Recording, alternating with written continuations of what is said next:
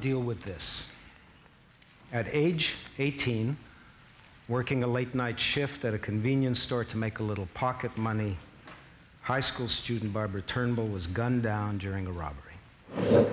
She survived, just barely, and when reality set in, she had to adjust to life paralyzed from the neck down.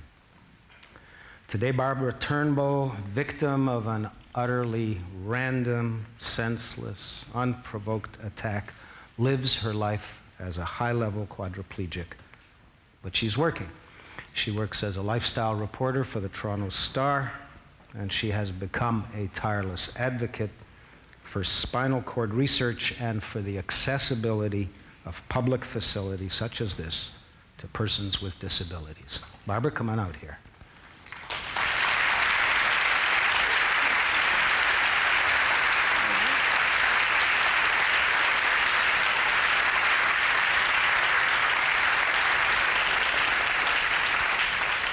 Wow, this has been a pretty passionate session so far. Let's see if we can keep it going a little bit. Thanks, Moses. And so now you know a very little bit about my background, and it was a late night shift at a store that I'd been working at for about 3 years. And as a result of that shooting, and this is 1983, so for people who were living here in the country at this time, you might have understood why the reaction was as big as it was. It was a huge story because that sort of thing just didn't happen in Canada at that time. And as a result, I just became so notoriously known. I was in the hospital for over a year, and everywhere I would go, people knew who I was just automatically. I had one woman pulling on my stretcher once when I was on my way into an x-ray. "You can't take her until she meets my son." But, you know, and it got to a point where it wasn't that I thought everyone should know who I was, it's just that everybody did. And when I was in rehab, I was sick one weekend, and a doctor on call was asked to come down and see me, and he asked me my first and my last names and said, what happened to you? And nobody had ever asked me that question before, so the first time I said, well, I was shot. He didn't blink. You know, I could have said I was in a car accident, but when he left the room, he said to the nurse, "How was that young girl shot?" She said it was a convenience store robbery, and the doctor's response was, "Well, what was she doing holding up a store?" So, not everybody followed current events, no problem. But you know, I've had the gamut of good experiences and bad experiences with the media. So it's very ironic to me that I would end up a reporter at a large daily newspaper. But it was a community counselor who told me that I had two career choices when I was taking some part-time classes at U of T. He said, you can either work for the government or you can be a social worker. So I went down to Arizona State University and became a journalist. And I had always been, I gravitated towards the media when I was younger anyway in high school. When I got down to school, I had an academic advisor who said, "Honey, you don't have good use of your hands. I don't think you can keep up with the deadlines." Another little roadblock, but I managed to not only not miss a single deadline, but I graduated with honors as valedictorian, so that showed her.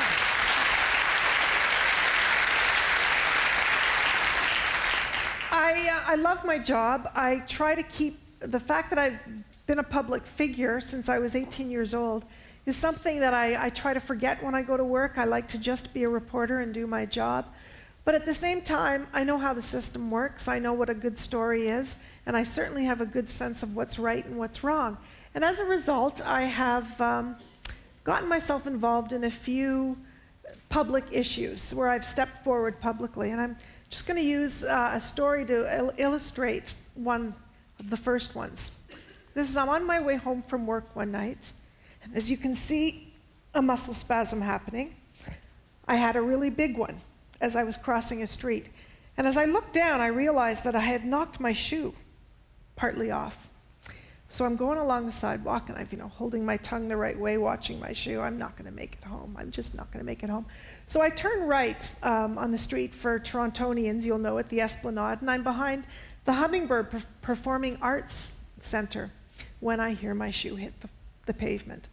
Well, my first instinct is just keep going. Then I thought, okay, that's really bright, you need your shoe.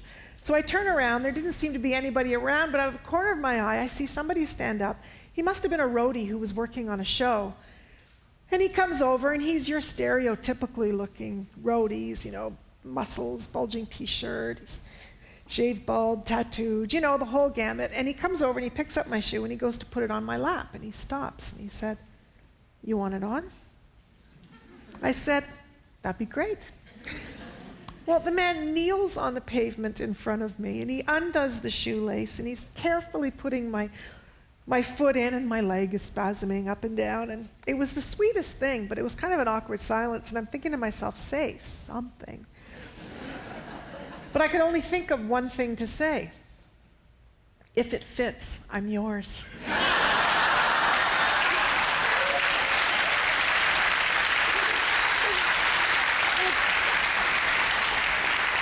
Okay, so I go off on my way, and really the story that I'm using to illustrate that, aside from relying on the kindness of strangers and finding creative ways to pick up men, is really what the kind of trouble that muscle spasms can get me into. Now, that's not real trouble, and back then I didn't have a dog, because Bella now would pick it up and put it back on my lap for me.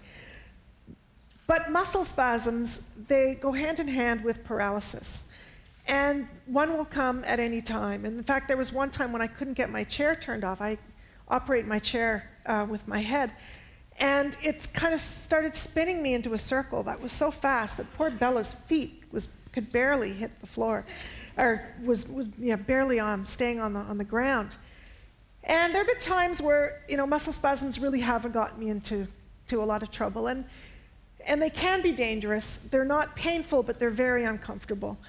And I discovered years ago that marijuana works unbelievably effectively and instantly on muscle spasms. And that led me to do one of my bolder moves, and that was write a feature that was on page 3 of a Sunday Star. And the headline was, "Here's Why I Smoke Marijuana." And what I did was I built an irrefutable argument as to why marijuana, certainly, I mean, we'll just stick it for now on a medical level, because that is at the absolute utmost what needs to become much more commonplace. I'm on the maximum dosage of a pharmaceutical that I can take for muscle spasms, and it just doesn't cut it. But a very small amount of marijuana, either smoked or eaten, does wonders. And the Toronto Compassion Club is a club that I joined a lot of years ago. And in fact, one of the reasons I decided to speak about this was the next speaker, Alan Young. The last time I saw him before this conference was the day he called me away from my job and from my desk to go bail out a couple of the guys at the club when the club had gotten raided the day before. And that was one of the times where my two lives converged in a way that I was really not so comfortable with, as were my editors, who because I rushed out without saying anything to anybody. My one editor came up to me after, a British gentleman, and said, "You know, Bob, we understand you have two lives and you lead a public life, but next time, just give us a heads up. Just come in and say, 'Come on, Joe, I've shot somebody.' But just let us know," because, you know, here it was on the news that I was posting bail for these guys. But, you know, what I expected was a backlash when I wrote that article, and I didn't get any, not one single reaction.